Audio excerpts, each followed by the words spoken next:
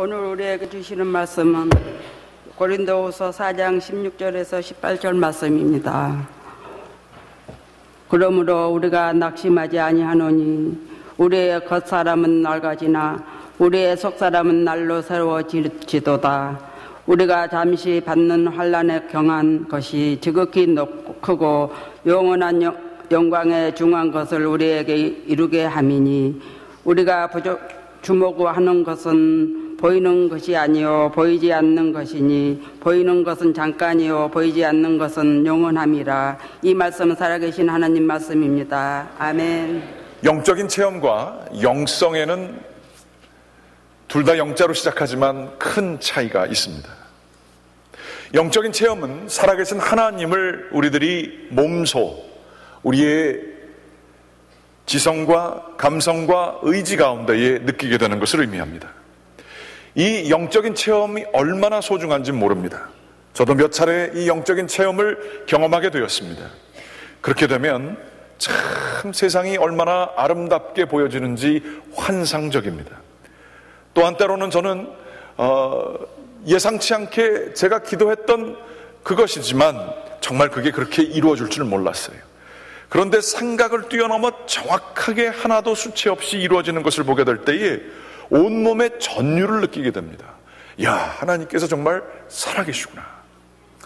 또 이러한 성령 충만한 가운데 있게 되면 불안하고 걱정과 근심 가운데 있게 될 때에 영적인 체험을 통해서 정말로 이 모든 것들을 이길 수 있는 능력도 주어지는 것, 이게 바로 성령 충만할 때에 가지게 되는 축복입니다.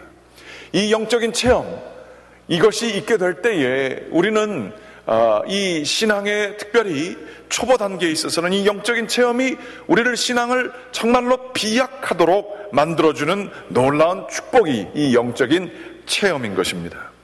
이 영적인 체험을 통해서 우리는 하나님의 살아계심을 머리로 아는 것이 아니라 대충 애매모호하게 아는 것이 아니라 그분이 정말 실제 하시는구나, 인격적이시구나, 나하고 관계가 맺어지는구나 라고 하는 그 세계 속으로 들어가게 되면서 신앙의 뼈가 되고 살이 되게 되는 놀라운 축복들이 영적인 체험을 통해서 주어지는 것입니다. 이 영적인 체험은 사모해야 나옵니다. 대충 언젠가 오겠지, 없어도 그만이고, 이러한 식의 남의 신앙생활 하듯이 아니면 신앙생활을 구경하듯이 하는 사람에게는 영적인 체험이 오기가 어렵습니다. 사모해야 됩니다. 신령한 것들을 사모하게 될 때에 하나님께서 주시는 신령한 것들이 우리 가운데 오게 되는 것이지요. 이 영적인 체험 얼마나 귀중한지 몰라요. 이것들이 없으신 분들은 사모해야 될 것이고, 특별히 이러한 경우들이 우리의 믿음을 진일보하게 되는 이 경험들을 하게 될 때에 우리 신앙은 또 성숙할 수 있게 되는 것입니다. 그런데 이 영적인 체험은 늘 있는 게 아닙니다. 간헐적으로 있게 되는 것이죠. 저도 제 영적인 체험을 몇 가지를 얘기해보라 하면 강력한 것들은 이렇게 손에 꼽아지게 됩니다. 또 대부분 이 영적인 체험은 상당히 감성적인 것과 같이 나아가게 됩니다. 그래서 기쁨이 있고 환상이 있고 아름다움이 있고 희열이 있고 정말 놀라움이 있고 경이스러움이 있는 것이 사실이지요. 그런데 또 영적인 체험이 조금 잘못 오용되게 되어질 수도 있습니다. 내가 하나님과 특별히 가깝다라고 하는 착각을 줄 때가 있어요. 그래서 남들 영적 체험 없는 사람들을 교만하게 판단하는 경우들도 있어요. 어떻게 교회 다니면서 그런 경험도 없냐, 그러면서 이렇게 자신이 높아진 것처럼 생각되어질 때가 있습니다. 오용되는 경우입니다. 그것을 감사하게 받는 경우도 있지만 오용하는 경우들이 간혹가다가 있다는 거예요. 간증이 얼마나 아름답습니까? 그런데 간증을 한 번, 두 번, 세 번, 네 번 이렇게 하다 보면 나중에는 자기도 모르는 사이에 나는 이러한 것을 경험한 사람이라 라고 하면서 자신을 드러내는 경우가 얼마나 또 많습니까? 영적인 체험에만 근거하여 사는 삶은, 그러한 신앙생활은 아주 신비스럽고 좋은 것이기도 하지만 굉장히 우여곡절과 굴곡이 많이 있게 됩니다. 한국교회는 하나님께서 축복을 내려주셔서 정말 엄청난 영적인 체험이 있는 살아있는 영적으로 하나님과 통하는 영통하는 공동체에 이어왔습니다. 그리고 그것 때문에 얼마나 폭발적인 성장을 거둬왔는지 모릅니다. 그런데 저희 가운데에 지금 신학계뿐만 아니라 우리 교인들도 영적인 체험이 매우 귀중하고 소중하지만 이것보다 한 단계 더 나아가야 한다라고 하는 깊은 반성이 일어나고 있습니다. 그것을 일컬어서 영성을 가져야 된다라고 얘기를 합니다. 영성이라고 하는 것은 정의하기가 굉장히 어렵습니다. 과연 이게 정확히 뭘 얘기하는 걸까? 이러한 생각들이 주어질 때가 많이 있습니다. 그러나 영적인 체험과 우리들이 좀 더 선명하게 개념화시키기 위하여서 비교하게 되면 영성이 무엇인지 조금 더 잘 알 수 있게 됩니다. 영성은 일회적인 것이나 간헐적인 것이 아닙니다. 지속적인 것입니다. 또한 이 영적인 체험은 감성적인 것에 비해 영성은 상당한 의지 또 지성도 필요하게 됩니다. 또한 영적인 체험은 환상적이고 아름답고 좋은 것들로 채워지는 경우가 많이 있습니다만 영성은 고독한 길이고 때로는 굴욕과 고통 가운데에서 자기를 발견하는 길이기도 합니다. 영성은 자기를 비워내는 행동들입니다. 그러므로 나는 이만한 영성을 가졌다 자랑한다는 것은 그 한 문장에서 이루어질 수가 없습니다. 영성을 깊이 가진 자들은 겸손이 그 가운데에 철철 흘러넘치게 되지요. 그러면서 교만하게 되는 것은 영성이 없게 되는 강력한 증거가 되곤 합니다. 영적인 체험으로 우리는 하나님께 가까이 가지만 영성을 통해 하나님이 거하시는 그릇이 되게 되는 것입니다. 한국교회는 지금 영적인 체험 중심의 신앙에서 영성으로 나아가는 그러한 분기점, 그 전환 지점을 살아내고 있습니다. 한국교회라고 얘기를 하지만 갈보리 교회도 영적인 체험 너무 중요합니다. 이런 것들이 계속해서 하나님께서 부어주시기를 간절히 바라는 마음입니다. 그와 동시에 우리들은 영성의 깊이가 있는 삶을 살아야 할 것입니다. 윌리엄 부스라고 하는 구세군을 창설하신 분이 계셨습니다. 구세군 하면 여러분들이 연말 때 성탄절 때 딸랑딸랑 하면서 그 헌금을 걷는 분들, 그 빨간 통에다 헌금 집어넣는 것을 생각하실 것입니다. 그것을 창설하신 분이 윌리엄 부스고요. 아내 캐터린과 함께 같이 구세군을 만드셨습니다. 구세군이 창설된 것 여러 가지로 할 말들이 있지만 이분들은 영적인 군사가 된다라고 하는 것을 굉장히 심각하게 받아들이셨어요. 그래서 다른 교회의 목사님들은 로브, 가운을 입거나 이런 식으로 하지만 이분들은 평상복 자체가 구세군, 세상을 구원해 주시는 하나님의 군대다. 그래서 군복 차림을 가지고 있고 또한 그 직분도 그러한 어떤 군대의 계급 비슷하게 칭호를 하고 있습니다. 목사님이기도 하시지만 이 윌리엄 부스는 80대에 어떠한 그 장군이라고도 이렇게 불리기도 하셨습니다. 그런데 이 장군께서 하루는 의사의 진료를 받은 그 자신의 그 자전적인 그 내용 속에 사람들이 또 기록한 내용 속에 있는 하루의 얘기가 나옵니다. 의사의 진료를 받게 되었는데 눈이 안 보이시게 됐어요. 그 아들이 브램웰이라고 하시는 분이신데 이 안 좋은 소식을 아버지에게 전달해 준 내용이 쓰여져 있습니다. 자초지종을 말씀드렸습니다. 그랬더니 아버지께서 말씀하시기를 그래, 그러면 내가 이제 앞을 못 보게 된다는 얘기냐? 이렇게 말씀하셨습니다. 아들이 대답했습니다. 네, 아버지, 아무래도 그 경우를 생각하셔야 될 것 같습니다.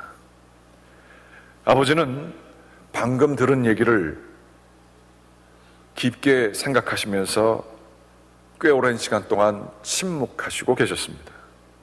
그리고서는 생각을 정리한 듯 한마디를 하셨습니다. 그렇다면 이제 네 얼굴을 다시는 못 보겠겠구나. 아들은 매우 안타까웠지만 아버지에게 이렇게 대답했습니다. 네, 이 세상에서 못 보실 것 같습니다. 이 노 장군, 이분께서는 누워있는 자세에서 침대 커버를 천천히 따라 손을 움직이면서 아들의 손을 꽉 부여잡으셨습니다. 그리고서 말씀하시기를, 하나님은 최선의 길을 알고 계신다. 브레멜, 내 아들아, 지금까지 나는 이 두 눈을 가지고 하나님과 사람들을 위해 내가 할 수 있는 일들을 해왔다. 그러나 이제는 두 눈이 없는 채로 하나님과 사람들을 위해 내가 할 수 있는 일들을 하겠다. 이 짧은 시간 동안 생각하셨지만 그 생각하시고 나온 이야기들, 하나님은 최선의 길을 아신다. 눈이 보여졌을 때도 하나님과 사람들을 위해서 일했지만 눈이 보여지지 않을 때에도 일하겠다 라고 하는 이 짤막한 말들이지만, 이 말들은 그분의 영성을 반영하고 있습니다. 하나님과 더불어서 평생을 살아오고 내면 속에서 하나님과 어떤 대화를 나눠왔는가, 이러한 깊은 내공, 이게 아이스버그라고 그러죠. 겉에 앞으로 나온 건 한 10%고 나머지 90%가 밑에 세계에 있는 것처럼, 이 깊은 내면 세계 속에서 하나님과 오랜 대화를 나누시고 자기의 삶을 깊이 생각하신 분만이 나올 수 있는 그 아이스버그의 최종편이 이 단어들로 묘사되는 거예요. 한번 생각해 보세요. 내가 눈을 앞으로 못 보게 된다. 그러면 전적으로 다른 이들에게만 의존하는 삶을 살게 되는 거예요. 볼 수 있는 게 없고 듣기만 하면서 산다. 조금이나마 그것이 우리의 삶이 된다고 했을 때 우리는 좌절하고 절망하지 않을 수 없습니다. 그리고 그것을 생각하면 할수록 어떤 삶이 펼쳐진가 생각하면 할수록 절망 가운데 빠지는 게 당연하지요. 그러나 그러한 위기 상황 속에서 하나님과 깊은 대화를 오랫동안 나눈 분들은 그 위기가 위기로 여겨지지 않고 주님과 깊은 대화의 또 다른 한 그 조각들이 그 상황에 맞게 나오게 되는 것, 이게 바로 영성의 지표라고 볼 수가 있습니다. 영성의 삶은 결코 화려하지 않습니다. 조금 더 얘기하면 영성의 삶을 산다고 하는 것은 단조롭고 지루하기 짝이 없는 길입니다. 왜냐하면 때로는 주님과 만나려고 하지만 날마다 기쁨이 있으면 얼마나 좋아요. 하지만 주님 앞에 내 자신을 맡겨서 내어놓는 일이 삶에 급박하고 절박하고 또한 해야 될 일들이 많을 때에 그것은 별로 중요하게 여겨지지 않기 때문에 그렇습니다. 영성의 삶은 지루하기 짝이 없어요. 재밌는 것들에 비하면 영성의 삶은 무의미해 보여요. 우리가 지난주에 말씀을 나눴습니다만 세상의 물질적인 축복들은 눈에 보이고 손에 만져지고 누릴 수가 있습니다. 그러나 신령한 복이라고 하는 것은 배의 밑바탕에 그 벨레스트에 있는 것이기 때문에 전혀 보여지지 않고 쉽게 누릴 수도 없으며 위기나 드러나야 그 무게중심이 거기에 간 것을 발견하게 되어 있습니다. 영성이 향하는 방향은 결코 위에 있는 부분이 아니라 밑에 있는 부분입니다. 이 신령한 하나님께서 주신 신령한 복을 누리는 삶은 바로 영성의 깊이가 있는 삶이다, 이렇게 보여줄 수 있어요. 그러면 영성에 있어서 무엇이 가장 중요한 것인가? 그것은 다른 것이 아니라 제일 영성 깊게 들어가는 데에 가장 필요한 것은 자기를 부인하는 삶입니다. 자기를 하나님의 빛 아래서 철저하게 검증하고 판단하는 일입니다. 내가 오늘 하루 동안 이야기했던 것들, 내가 마음 먹었던 것들, 사람들과 교제했던 그 모든 것들을 하나님의 빛으로 보아 판단하고, 하나님, 제가 이게 좀 지나쳤습니다. 제 욕심이 지나쳤습니다. 이렇게 깊은 묵상 속에서 자기의 부족한 면들을 늘 거절하고 부인하며 하나님에게만 예스 하는 삶이 바로 영성이 있는 삶이라 하는 것이죠. 그렇기 때문에 이 영성의 삶을 살게 되면 겸손이 몸에 배어지게 됩니다. 내면의 자기의 삶이 기도를 통해서 하는 것이 바로 거룩한 주님이 거하시기 위해 나라고 하는 자라고 하는 찌끄러기를 자꾸 비워내는 행동을 하는 그 삶이 영성의 삶이라고 하는 것이지요. 뭐 그렇게까지 살 필요 있겠나라고 하는 생각을 하지만 신령한 축복이 얼마나 큰 축복인지 그것을 알고 주님께 진중한 삶이 얼마나 아름다운 삶인지 이것을 아는 사람들에게는 이 영성의 삶만큼 아름다운 그러한 귀한 삶은 없는 것입니다. 오늘 바울 선생님은 이 가장 대표적인 영성의 모습을 보여주고 계십니다. 성경 말씀에 보게 되면 이러한 얘기가 나와 있어요. 그러므로 우리가 낙심하지 아니하노니. 세상 일로 인하여서 바울 선생님은 끊임없이 낙심할 수밖에 없는 상황들에 놓여졌습니다. 매를 맞은 게 얼마고 감옥에 갇힌 게 얼마며 사람들에게 배반을 당한 게 얼마인지 모릅니다. 그러나 자기는 낙심하지 않는다라고 얘기를 합니다. 이렇게 얘기할 수 있는 거는요, 그 무게중심이 단단하게 무겁게 잡혀있는 사람에게만 나올 수 있는 얘기입니다. 이 반면에 우리 자신을 너무 중요하게 생각하는 사람들이 있어요. 교만해서 자기가 잘난 것들, 이루어놓은 것들을 자랑하는 사람들도 있죠. 그것도 자신을 중요하게 생각하는 것입니다. 그런데 남들에게 어떤 비난을 받을까? 남들이 어떻게 자기를 판단할까? 남들의 눈에 보여진 내가 혹시라도 무시당하지 않을까 싶어서 겸손한 것 같지만 자꾸 숨고 자기 가운데에서 상처받을 것과 두려워하는 그 마음 속에도 자신을 너무 중요시하게 생각하는 마음이 있습니다. 이거는 영성의 삶과는 좀 다릅니다. 영성은 자기를 중요시하게 하는 것이 아니라 자기를 비우는 일이고 하나님을 긍정하는 삶입니다. 오히려 자기 자신을 부인하다 못해 우습게 여길 수 있게 되는 것입니다. 그래서 자기가 처한 상황이 힘들고 어려울 때도 그것 때문에 쉽게 낙심하지 않게 되는 것입니다. 반면에 낙심하는 거의 반대의 얘기는 조금 잘 된다고 해서 교만하지도 않게 되는 것입니다. 자기가 중요하지 않기 때문에 그렇습니다. 하나님이 가시는 길이 중요하기 때문에 그렇다는 거예요. 이게 바로 영성의 길인 것이죠. 자기를 비워내고 자기는 갈수록 조그매지고 하나님의 자기 삶 속에 차지하는 분량은 넓어지는 것. 이것이 바로 영성의 삶입니다. 그러므로 낙심하지 않는다라고 얘기하며 자기의 삶을 되돌이켜 봅니다. 나이가 드셔서 쓴 얘기죠. 겉사람은 낡아지나 후패한다는 얘기가 개역 성경에 나와 있습니다. 뒤로 물러나고 패하여지는 거예요. 자꾸 약해지는 거예요.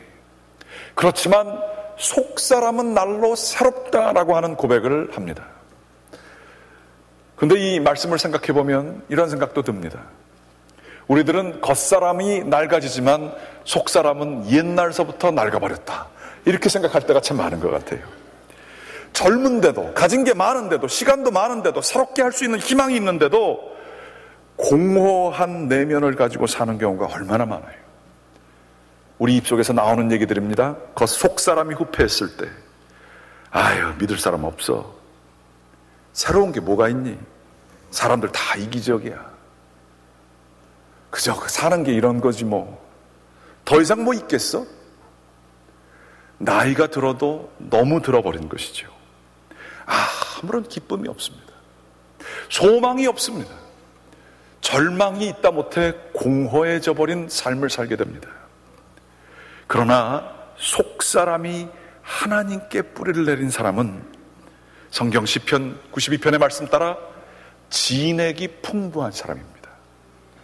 나이가 들어도요, 몸은 이렇게 연약해졌어도 그 사람들과 만나서 이야기를 하면 기쁨이 있고 재미가 있고 소망이 있고 새로운 것을 배우게 되고 젊은 사람들이 같이 앉아서 이야기하기에 즐거운 사람이 되게 됩니다. 속사람의 진액이 풍부한 경우가 그런 것입니다. 이렇게 속사람이 날마다 새로워질 수 있게 되는 것은 어떻게 해서 가능할까요? 그것은 바로 17절, 18절 말씀에 나오고 있어요. 우리의 잠시 받는 환난에 경한 것이 지극히 크고 영원한 영광에 중한 것을 우리에게 이루게 함이니, 우리의 돌아보는 것은 보이는 것이 아니요 보이지 않는 것이니, 보이는 것은 잠깐이요 보이지 않는 것은 영원함이니라. 눈에 보여지는 것들, 내가 생각하기에 축복이라고 생각하는 여러 가지 것들, 이런 것들이 없어지면 낙심하고 있으면 교만하고, 이렇게 여기에 집중하는 자아 중심의 삶, 눈에 보여진 것에 따라서 사는 삶, 이 삶은 가볍다라는 거예요. 내 환난 지금 너무 힘들고 어려워 보이지만 그거는 경하다, 가볍다라고 바울 선생님이 얘기하세요. 영성 있는 삶, 하나님께 축복받은 삶, 신령한 복을 누리는 삶은 이러한 것들을 중요하게 여기는 것이 아니에요. 물론 어렵죠. 물론 환난이 닥치면 참 힘들고 버겁죠. 하지만 그것은 가볍다라는 거예요. 뭐가 뭐에 비해서 가볍냐? 자기가 집중하는 삶은 영원하고 영광스러운 것, 그게 무거운 거라는 거예요. 보이지 아니하는 것이지만 이것이 훨씬 더 중요하고 나는 이것을 위해서 존재한다라는 얘기예요. 그러므로 내 겉사람은 후패해지지만 나는 갈수록 보여지는 그 목적이, 그게 영원한 것이고 아름다운 것이고 정말 세상 사람들은 모르지만 가장 가치 있는 것이기 때문에 거기에 마음을 쓴다는 거예요. 그래서 그것 따라 살고 조금씩 승리하면서 살아가는 게 기쁜 거예요. 이 삶이 영성 있는 삶입니다. 이 영성에 있는 삶은 아까도 좀 전에 말씀드렸습니다만 자기를 발견하는 고통과 굴욕 속에서 나오게 되는 거예요. 여러분 한번 하수구가 막혔을 때에 그거 한번 보셨어요? 살다 보면 머리카락도 들어가고 뭐 지저분한 게 많이 들어가서 그게 물이 흐르는 것을 막아버려요. 그래서 시간이 지나면 그걸 반드시 끄집어내야 되는데 아이고 그거 아주 그냥 보기도 싫습니다. 이 설교 시간에 하기가 그렇습니다만 저희 집 화장실이 이렇게 자꾸 막히는지 모르겠어요. 그래서 이렇게 누르는 거 가지고는 안 돼요. 그 스네이크라는 걸로 이렇게 해서 해야 돼요. 그 작업은 제 작업이에요. 집안 사람은 사고는 자기네들이 치고 나보고 다 하라 그래요. 그걸 이렇게 해요. 그러면 그거 정말 하기 싫어요. 근데 그거 해야 돼요. 그거 해야 통합니다. 영성이 하나님과 더불어서 통하려면 뭐 해야 되는지 아세요? 우리 삶 속에 막혔던, 영적으로 막혔던 것을 뚫어야 돼요. 근데 이것은 다른 사람이 해줄 사람이 없어요. 자기밖에 못해요. 내가 죄진 모습에 대해서 직시해야 합니다. 내가 세상의 것을 얼마나 귀중하게 생각했던지에 대해서 하나님 앞에서 철저하게 회개해야 합니다. 하나님 믿는다고 하지만, 교회는 오래 다녔지만 그 내면의 세계가 공허했고 내 믿음이 얼마나 연약한지에 대해서 남들한테는 얘기 못하죠. 그런데 누구에겐간 해야 합니다. 나 알고 보면 가짜입니다. 나 알고 보면 아무것도 아닙니다. 나 하나님 사랑하지 않는 것 같아요. 고백해야 합니다. 정말로 창피하면 일기장이라도 써야 됩니다. 자기를 그렇게 직시하고 고통스럽지만 바라보지 않으면 하나님의 영이 우리 가운데 흘러오지 않습니다. 회개하지 않는 영에게는 영성이 자리 잡힐 수 없습니다. 오스와드 챔버스라고 하는 분이 이런 글을 썼어요. 당신은 숨은 부끄러움의 일을 벌였습니까? 빛으로 드러나면 당신의 명예가 훼손되는 일들 말입니다. 당신은 그것들을 쉽게 감출 수 있습니다. 당신의 마음속에 노출되어서는 안 되는, 또는 다른 사람에게 숨기고 싶은 생각이 있습니까? 그런 것이 떠오르는 즉시 거절하십시오. 당신에게 숨겨진 부정직이나 교활함이 전혀 없어질 때까지 철저히 거절하십시오. 질투하는 마음, 시기하는 마음, 분쟁하는 것들은 반드시 죄성에서만 나오는 것이 아닙니다. 오히려 지난날 이러한 죄성을 위해서 쓰이던 당신의 육체를 여전히 귀히 여겨 더욱 치장하려는 데에서 나옵니다. 당신의 삶 속에 부끄러운 일이 없도록 계속적으로 경계하십시오. 정말 그렇습니다. 이거는 나이가 들고 안 들고 상관이 없어요. 신앙생활 오래 안 하고 했고 안 했고 상관이 없어요. 하나님의 빛 아래서 막혔던 것들을 뚫는 심정으로 자신의 영을 그 세속적인 것에 자꾸만 흔들렸던 나의 모습을 회개하는 이 작업을 통해서만 하나님의 영이 우리 가운데 흘러내려올 수 있는 것입니다. 제가 아는 어떠한 그 여자 장로님이 계세요. 저는 키가 186입니다. 187. 이렇게 됩니다. 몸무게는 묻지 마십시오. 그런데 이분은 여자 장로님께서는 키가 150 조금 넘으시는 것 같아요. 저분하고 저하고 같이 둘이 섰으면 정말 웃음이 안 나올 수가 없습니다. 그런데 저는 그분을 거인으로 생각합니다. 그분에게는 하나님께서 주신 놀라운 그 열매들이 있습니다. 자녀가 7명인가 8명인데 한 분 빼놓고 다 박사학위가 있어요. 박사학위 있다는 거가 큰 자랑은 아닙니다만 그렇게 아주 뛰어난 사회적인 영향력과 지위가 있는 분들이 있어요. 지난번에도 말씀드렸습니다만 그분의 사위 중에 한 분이 김용옥, 그 도올 김용옥이라고 하는 한국의 아주 유명하신 그런 분이세요. 그런데 그분은 저하고 말씀하시거나 다른 사람들하고 얘기하실 때 그런 얘기 하나도 안 하십니다. 그분 개인의 삶은 유명한 대학을 나오거나 위대한 삶을 사신 분이 결코 아니에요. 아니, 어떤 면으로 보게 되면 자신의 시어머니가 계셨는데 시어머니가 90 몇 세 되셨을 때 돌아가셨어요. 그래서 이분은 70살이 돼서 시집 생활을 그때 가서 접었습니다. 교회 가는 것 이외에는 자신의 삶을 시어머니 때문에 누릴 수 있는 기회가 거의 없으셨던 걸로 제가 알고 있습니다. 그 집에 제가 어렸을 때 세배하러 가잖아요. 그럼 그분도 할머니신데 그보다 더 할머니가 계시더라고요. 그래서 이러한 세계가 있구나 이런 생각을 제가 했던 기억이 납니다. 그런데 이분이 70이 되고 나셔서 이제 혼자 되시고 나셔서 제가 버스 정류장이 있잖아요. 거기서 이제 제가 버스를 타려고 하는데 정말 어린 아이처럼 기뻐서 버스를 타시고 어디 가세요? 인사했더니 제가 요즘에 미술을 배우는데 얼마나 재밌는지 모릅니다. 그러면서 그 배우러 가셨던 게 기억이 납니다. 제가 한두 번 말씀드린 적이 있는 것 같은데 이분은 제가 태어날 때서부터 저에게 생일 선물을 주셨습니다. 생일 때면 빠짐없이 저에게 생일 선물이 큰 건 아니지만 조그만 것들이 저에게 왔습니다. 어렸을 때는 그 선물이 좋았고요. 조금 나이가 들게 되다 보니까 그게 저를 향한 선물이 아니더라고요. 생각해 보니까 아버지 때문에 내가 그냥 덕받는 그 선물이더라고요. 그래서 그렇게 심드렁하게 받았습니다.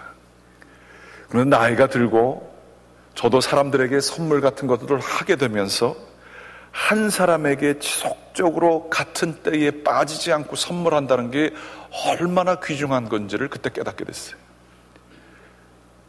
저희 아버지도 은퇴하시고 그분도 은퇴하셨지만 그 선물은 제가 장가 가기 전까지 주신다고 얘기하시면서 계속 주셨어요. 나중에는 그 노년에 배우셨던 그 마른 꽃으로 만드는 예술 작품들을 배우셔서 그것들을 이쁘게 장식을 하셔가지고 저한테 선물을 주셨어요. 얼마나 귀중하게 그 선물이 느껴지는지 몰랐습니다. 그러면서 이분의 삶 속에서 제가 이렇게 좀 관심을 기울여서 보게 되었고요. 그분과 이제 미국에 오실 때가 있으셨어요. 80 중반 정도 되셨을 때 오셨습니다. 근데 이분이 저하고 이런저런 얘기를 하시면 정말 세상적으로 자랑스러운 어머니고 아주 위대한 일들을 하신 분이시죠. 그런데도 틈만 나면 아이고 죄송합니다 목사님, 저보고 꼭 목사님이라고 했어요. 아이고 죄송합니다 목사님, 그러면서 저희가 내려가야 되는데 이게 내려가지 못하고 목사님 보고 올라오라고 그러셔서 죄송합니다, 이래서 죄송합니다, 자꾸 그러면서 남을 배려하는 그 삶의 흔적들이 나오는 걸 봤어요. 뿐만 아니라 이분께서는 한번 그 계신 곳을 방문한 적이 있는데 한국에서 그 숙제를 가져왔다는 거예요. 성경 필사하는 것을 80 중반인데도 하고 계셨어요.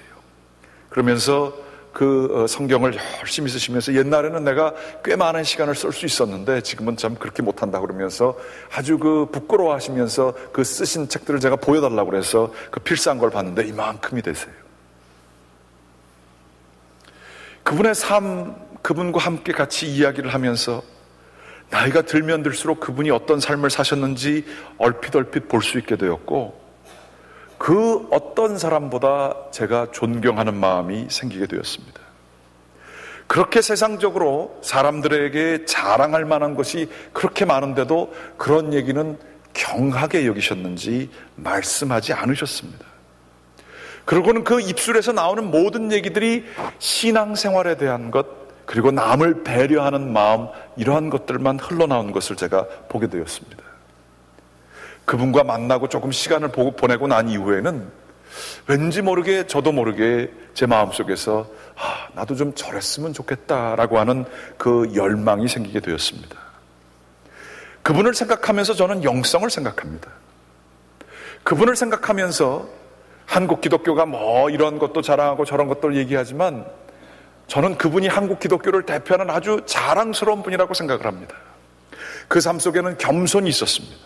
그 삶 속에서는 하나님이 있었습니다. 그 삶 속에서는 배려가 있었습니다. 그리고 그 삶 속에서는 기쁨이 있었습니다. 조그마한 것에도 잘 웃으세요.